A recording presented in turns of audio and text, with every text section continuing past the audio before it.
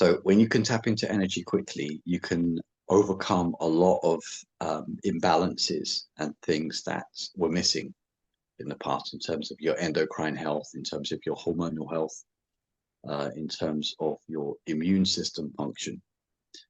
Luckily, there is a way to tap into this and quickly elevate your levels of health if you're willing to practice for 30 minutes a day, every day.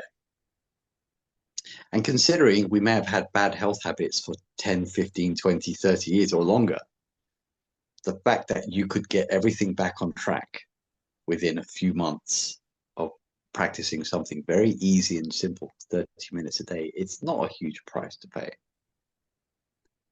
if we're honest. Now, what our team have done over the last 7 years, they've engineered a very special breathing method, which literally anyone can do.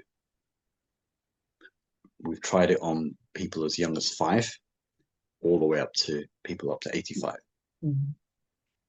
As long as you are still breathing, yeah, and we'll go into what people think breath is. It's not what you think.